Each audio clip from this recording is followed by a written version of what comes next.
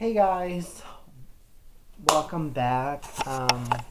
Anyway, guys, I'm multitasking. I'm filming the audio and the visual. And guys, today I'm reading some scary stories I found on Reddit. And no, let's not meet stories. I'm reading them off my laptop.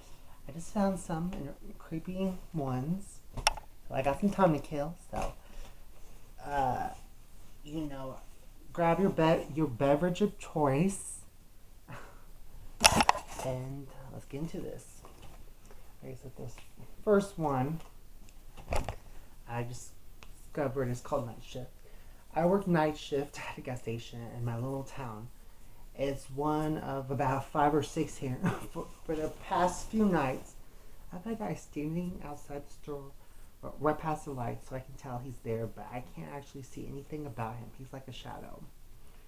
Now this doesn't tr- Now this doesn't sound. Now this doesn't trouble. Now this doesn't trouble all that much because the doors are locked, and everyone has to use the night box, which is a drawer built into the wall of the store.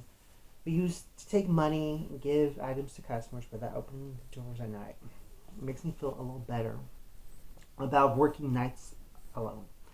Now this guy that's been showing up, I've I've I've I never see him walk to the store or leave. He stands in the exact same spot every night. Like I said, I normally just don't pay attention to him and go about my work. But last night something happened. This guy showed up out of nowhere, like usual. I stared at him for a few seconds or minutes. I lost track of time. One thing that broke me away was a loud crashing sound from the back of the store. I ran to the back to see what it was and couldn't find anything. Everything looked normal, so I walked back to the front only to find the front doors open wide. The guy was gone. I freaked out and ran over to close the doors. I shut and locked them. And when I looked back at the doors and saw the man standing there looking at me again, only a lot closer. He's only a few feet away now. Then I noticed that he's in the reflection with me. I turned around and saw him 3 feet away. He's breathing heavy, looking at the ground, not moving. He slowly brought his head up to look me in the eyes. He was a clean-looking man, bright blue eyes, and a big smile on his face. He started laughing and goes for my neck with both hands. He's choking me, all with a smile and laughing. I blacked out and woke up to the voice of my manager and police talking. I walked over to a crowd standing around something. I watched everyone to see what they were looking at. It was me lying on the ground on my stomach with my head looking up. I didn't know what to think. I started.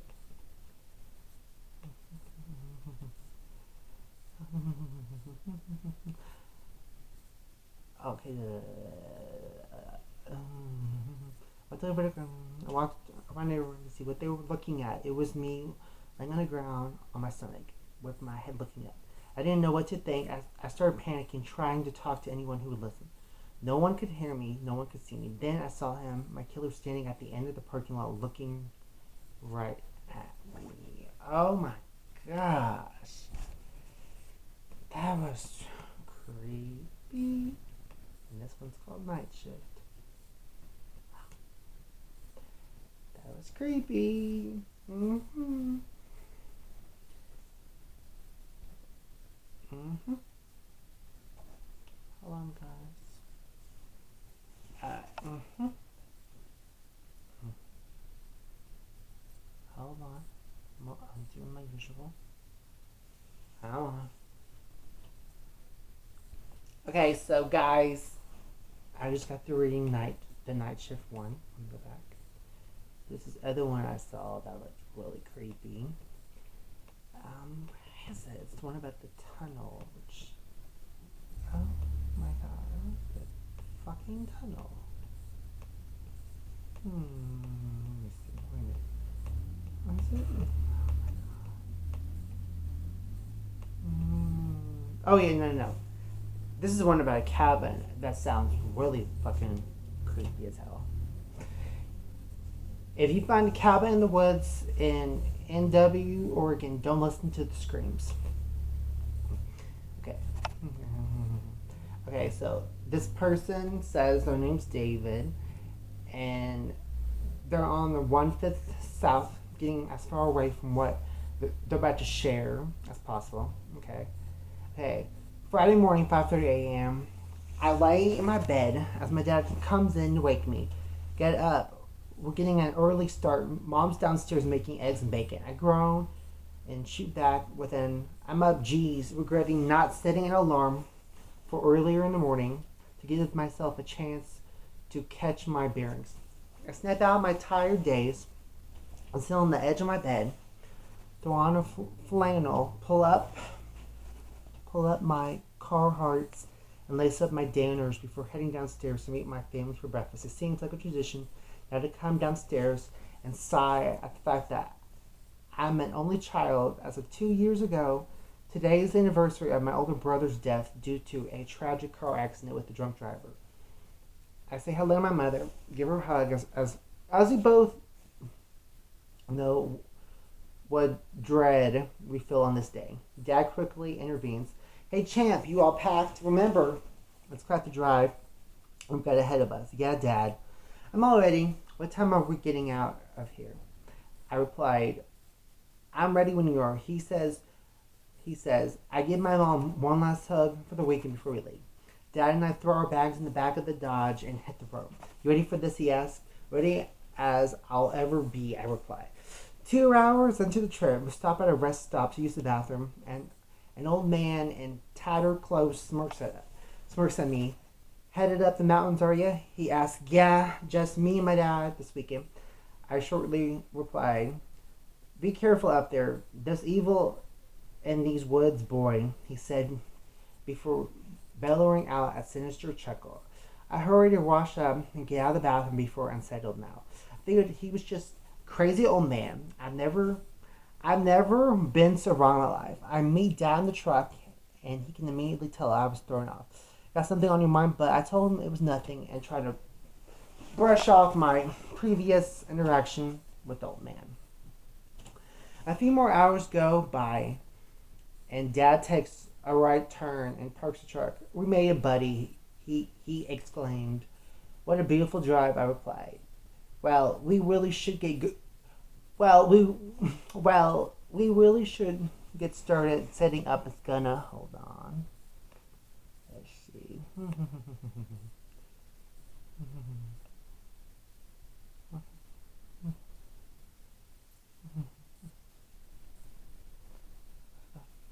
Hold on.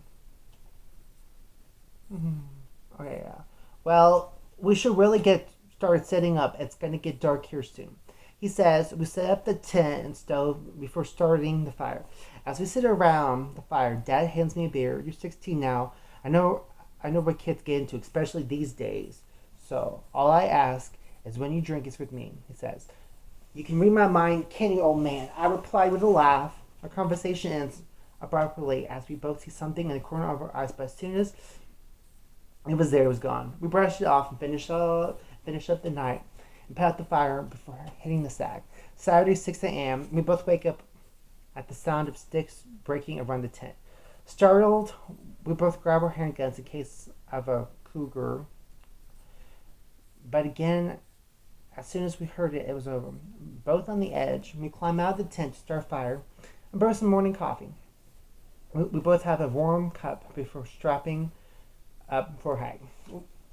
We set off in an unmarked trail. Our first mistake, if you don't count leaving after both unsettling events prior. We marked trees along the way so we don't get lost. All of a sudden, we heard a faint screaming sound northeast of where we're headed on the trail. Both a little frightened, we holstered our handguns and moved towards the screen. We stumbled upon a shack in a small clearing. As soon as we saw a glimpse of it, the scream stopped on the dime. Both not realizing it, we rushed towards the shack and busted in. Immediately after the door flew open, we both couldn't hold our stomachs from the smell. We both threw up our coffee and trail mix from this morning. We both looked at each other with disturbed looks on our faces as we progressed deeper into the into the shack. Inside the shack is an all too familiar face staring back at me with an unnaturally wide grin. Is the old man. This time with deep, dark pits of eyes and a set of long, sharp, and bloody teeth. He repeated his previous statement. There was evil in these woods. The smell was immediately indefatigable as he was standing next to a pile of rotting corpses. I hear a quick run for my dad, and we turn around and bolt for the door. As we run, we realize we've lost our trail markers. Dad tells me he knows. Hold on.